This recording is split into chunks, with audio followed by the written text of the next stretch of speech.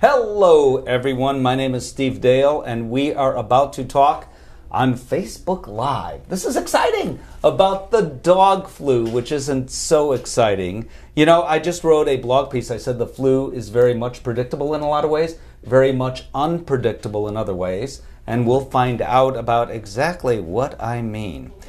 Dogs that are social or visit pet businesses, such as doggy daycare, doggy boarding facilities, they're all at risk for infectious disease in general. This was proven as a fact when an outbreak of dog flu, as I well know, I live in Chicago, hit the U.S. in 2015, eventually identified as H3N2. Thousands of pets were affected. Within 9 months, the virus had spread to more than half the country. Countless pets were sickened and some succumbed to the flu. How many actually die of dog flu? We'll find out. In Chicago, where H3N2, that strain of dog flu, all began, in the U.S., the community was completely, of course, unprepared for what happened. But the community came together. Veterinarians, veterinary technicians and nurses, pet professionals, and pet lovers, in all sorts of different ways. We work together to help deal with it. We have learned that the key to success it's the magic P word, that's prevention, and better understanding of infectious disease and preventive care, including vaccination, is really what it's all about for your dog to stay healthy. I am happy to announce, are you ready for the official announcement? This is the official announcement. Ba-ba-ba-ba-ba! Pretty good, huh? Yeah, it's great. Yeah, they like that on the sidelines. June 20th is National Dog Flu Day. And you could find a veterinarian at dogflu.com who can help you out by scheduling a vaccine for your dog. Some veterinarians are offering specials and discounts on that day, so that's a good thing. And that's not far away from now. So definitely check with your veterinarian or, as I said, go to dogflu.com for further information. We have two experts here that we're going to talk to from the Veterinary Specialty Center in Buffalo Grove, Illinois. That's just outside Chicago. And one of those experts, to my left and to your right, Dr. Rob Armentano. Did I set this all up pretty much accurate as far as... Perfect, absolutely. But I want to go back in time. Yeah. So the dog flu actually begins, there are two known strains in the U.S. Absolutely. But I want to talk about the first strain actually that was, I think it was 2008, that veterinarians said, uh-oh, something is happening here, and you tell me what happened that went from horses to dogs. Yeah, so that was first seen, mainly the outbreak started in Florida, which with the H3N8 virus, and that was obviously difficult to detect because not necessarily something immediately on the radar. So it started. Yeah, so people weren't even thinking about dog flu. Yep. And here you had all these coughing, I think greyhounds mostly. Yes, it was in a greyhound track down in Florida in Jacksonville.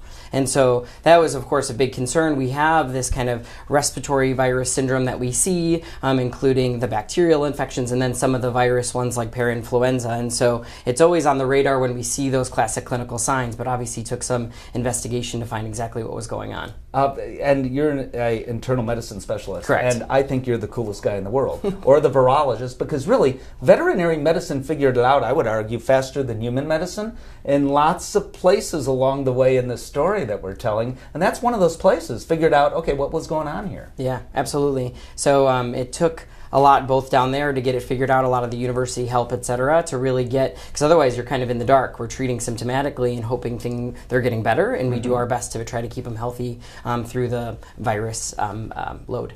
Okay, so happens in Florida. It begins to spread elsewhere. I'm still talking about H3N8. Correct. A vaccine comes out for that. And now I'm going to fast forward the clock to 2015. And actually, I began to hear from listeners of my radio show locally in Chicago and readers that there were all these coughing dogs everywhere in Chicago. Yes. And that eventually turned out to be H3N2. But similar to the first part of the story with H3N8, how could this dog flu that occurs in Southeast Asia be on anyone's radar? Yeah. You know, I'm told that the scientists were looking under the microscope. They thought it was dog flu, but they said, this isn't the dog flu we typically look at. Yeah, and their turnaround time was surprisingly fast. They did a great job to kind of get it figured out quickly, but certainly it was that same idea and kind of spread like wildfire, I think, because especially Chicago being such an urban environment, lots of elevators and big high-rise buildings and things like that, is that these dogs were getting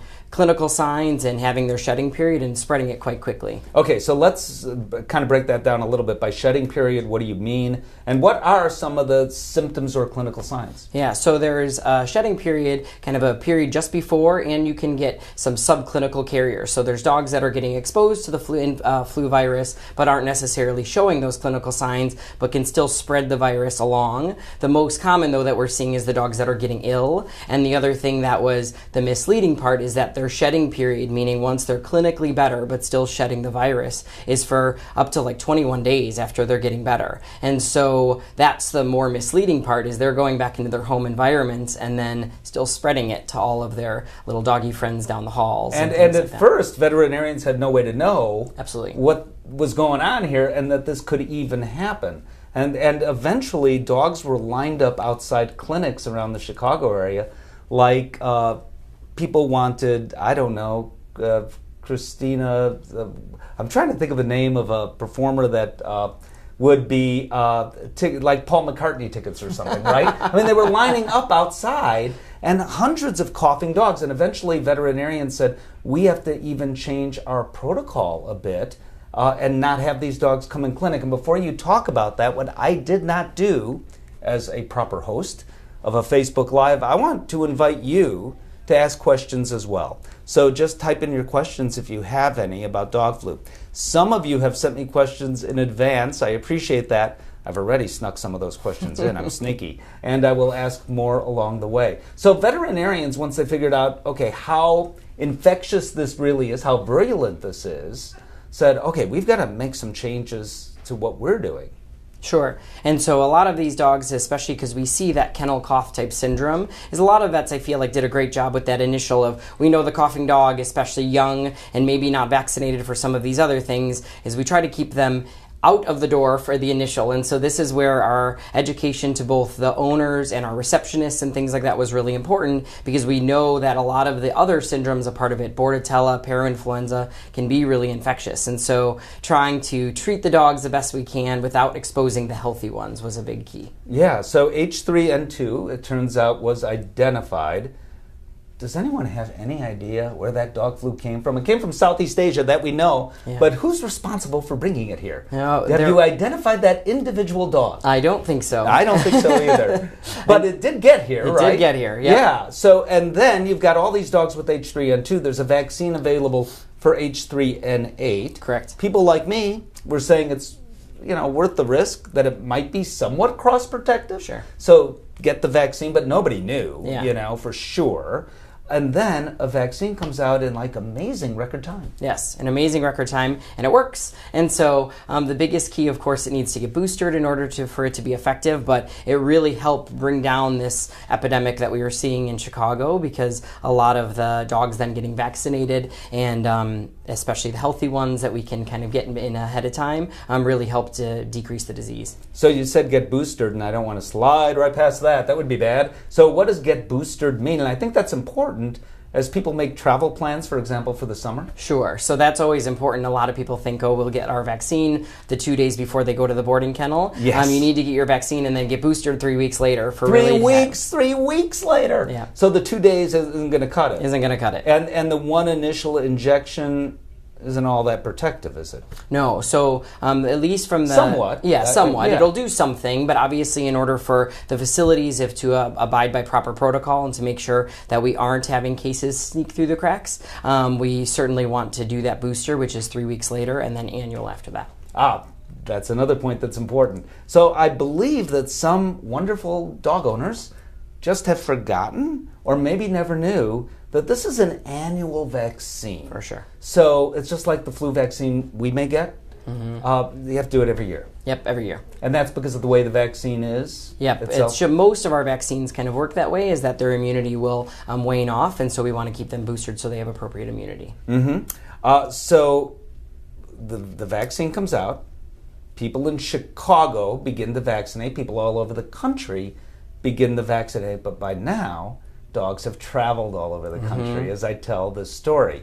So at that point in time, I remember Georgia was a place where it just happened. Yep. There was, sadly, a lot of dog flu. It occurred sporadically in other states, and then big time over time. Now, 48 states have identified dogs with H3N2? Yes. So it has spread a lot, and obviously that just opens up from the areas to start emphasizing that H3N2 vaccine to now really having to be much more of a nationwide vaccine protocol in order to prevent some of these diseases. So in Chicago, as it happened when it hit, here's what happened.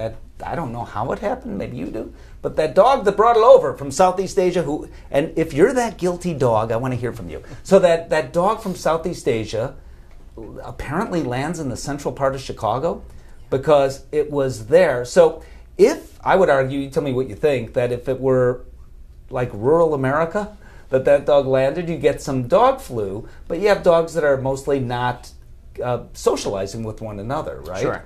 And in Chicago, all these dogs are constantly socializing. I mean, dogs, I believe, got infected just by going in elevators of apartment buildings or condos. I think that was probably one of the biggest kind of sources of the infection is the shared common areas. Of course, in the city, there's not big, forests they're going through dog parks, is that there's runs and elevators and hallways and things like that. And then, of course, doggy daycare is much more common. And so I feel like that is a source where it really spread quite quickly. We have an emergency. There are some questions. Okay. So let's take at least one of those questions here before we break. Jim's asking, what about mutation of the virus? Oh, that's a technical question. All right. What about the mutation of the virus? So I think we're not even there yet. I'm sure that is going to be something that's going to be a concern because we know on the human side of things, we're getting vaccinated and throughout the flu season that is mutating. The H3N8 doesn't seem like it's mutated very much. That's why we've done such a good job of using the same vaccine and keeping up with it. But it'll always be on the radar because that group of family of influenza is more likely to cause mutations. But now, that hasn't been a problem. And here's what's tricky. I understand, I think it figures in California, because everything in California is different.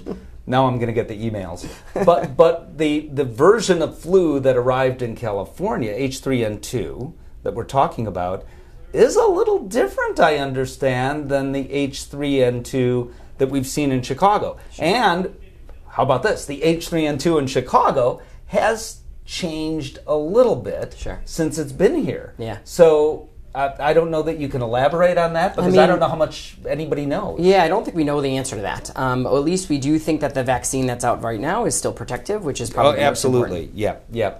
Dr. Armentano, thank you so much. We're going to learn much more. But what we're going to do now is we're going to see what some of the symptoms are of dog flu and what some of the real concerns, things you should watch out for.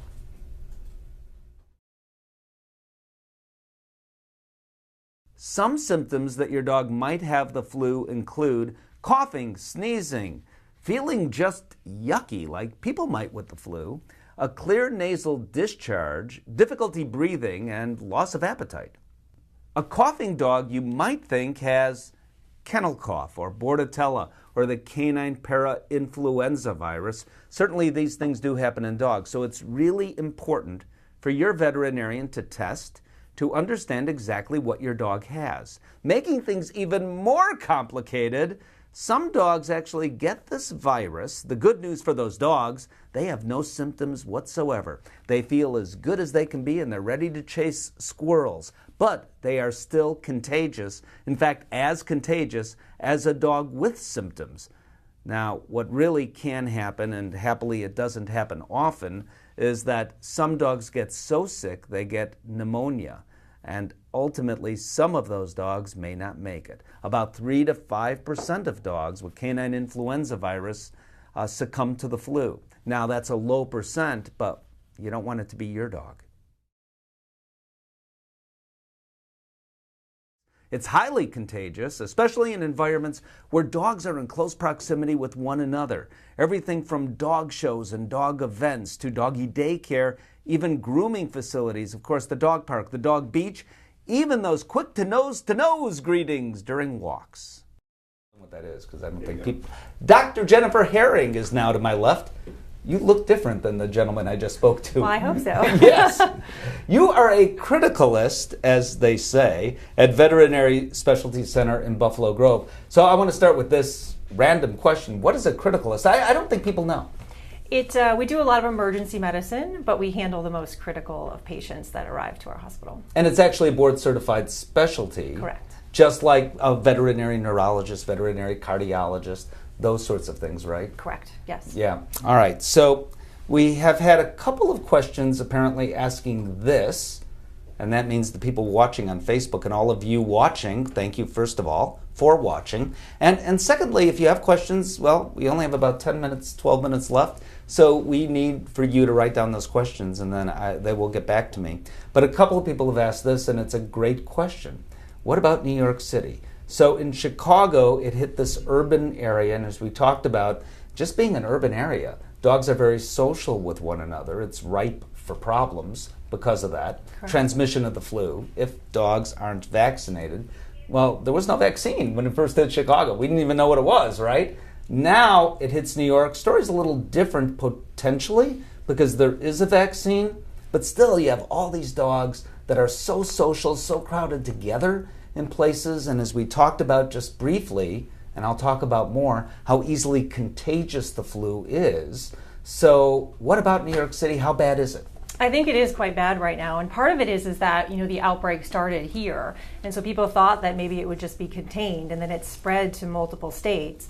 And so now that it's in New York City, where people are social, they are at dog parks, they do a lot of grooming, they do a lot of boarding, traveling, that kind of thing, the dog flu gets spread around very, very quickly from borough to borough, and then we end up with a very massive outbreak that really needs to be contained. So the best recommendation I have is that if your pet is healthy, that you should vaccinate your pet because you want to be able to avoid contact. And it's just something as simple as riding that elevator where a coughing dog was.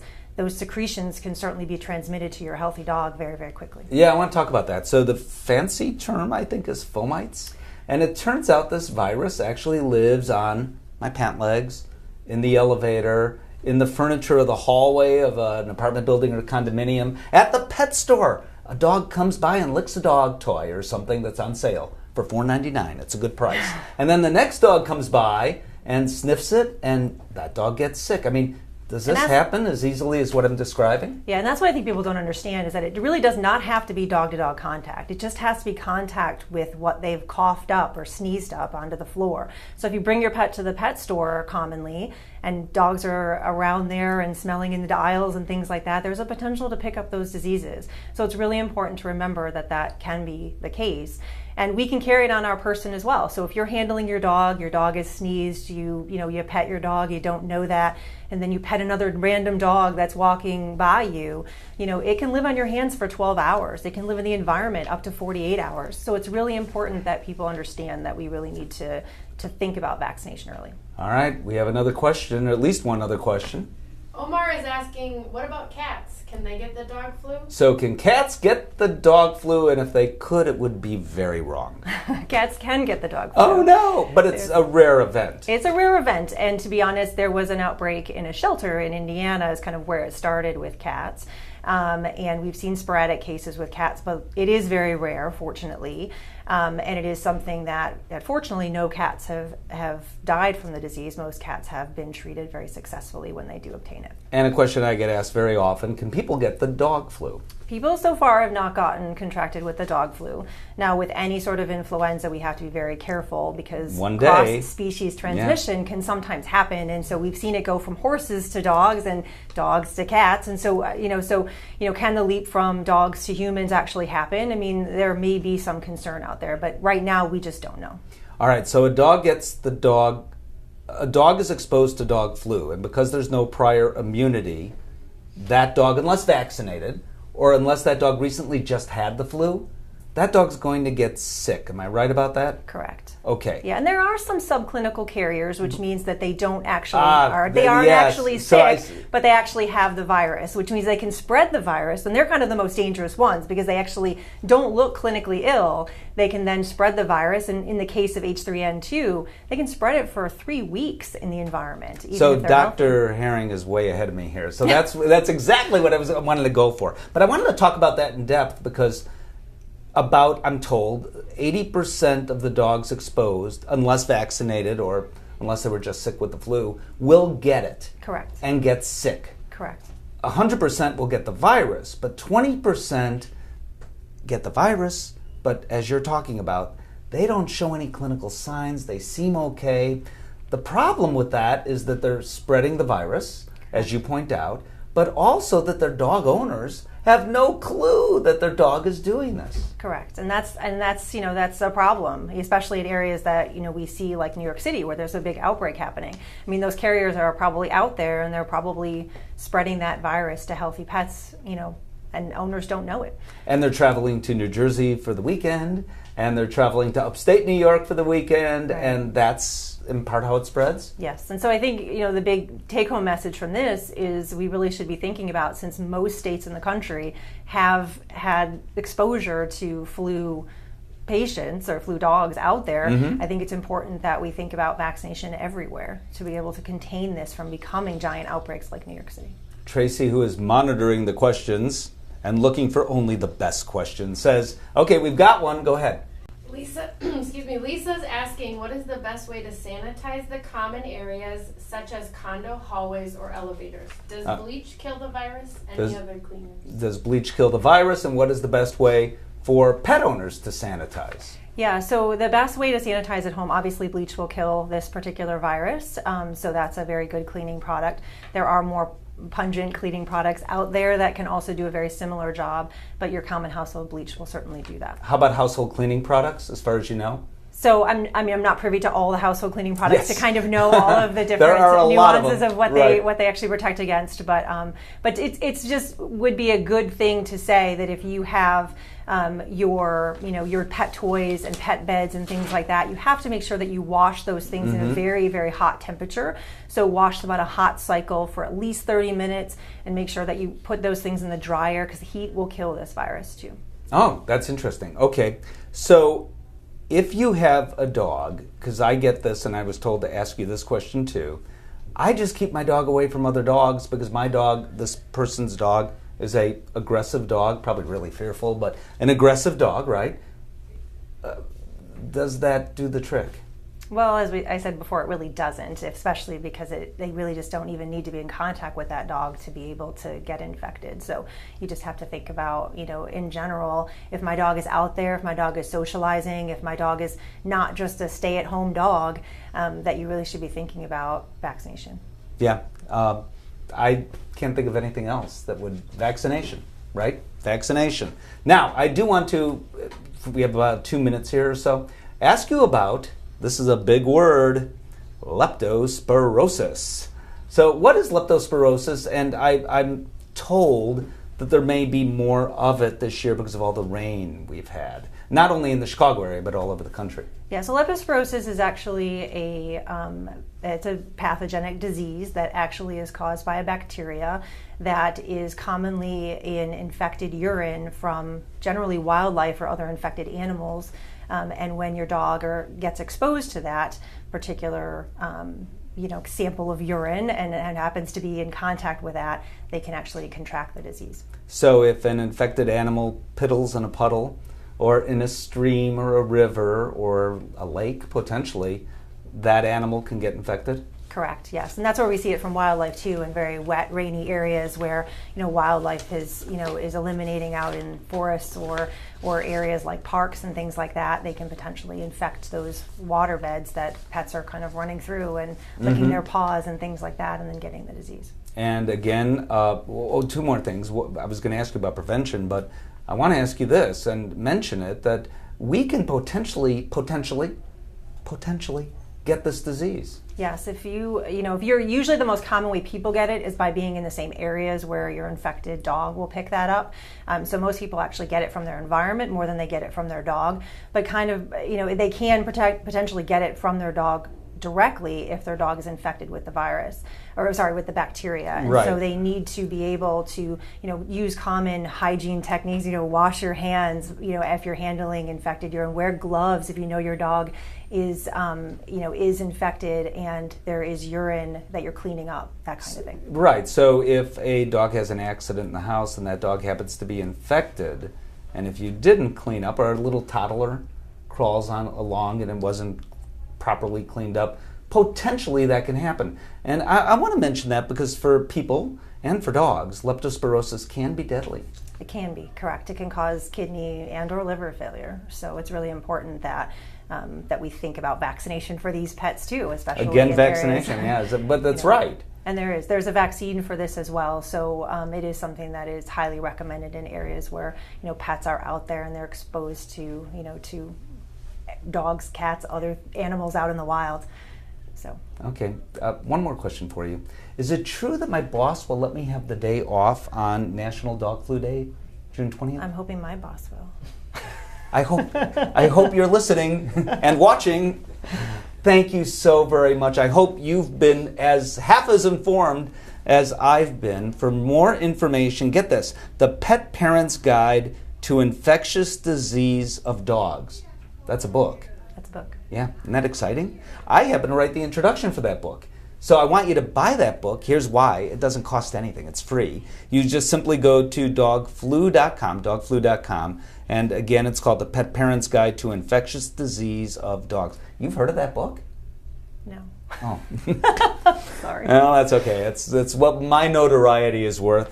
But we do hope we help to inform you and bring you, I think, great information. So, Dr. Herring, thank you so much. Dr. Armanetto, thank you very much. I thank you all very much for tuning in. And if you have further questions, or you're not watching live, you're watching later, you could still type questions in, and I'll see them, and I will try to answer them or get the answers to you. Again, for further information in general, it is dogflu.com. And please celebrate June 20th. It is National Dog Flu Day. Thank you, guys.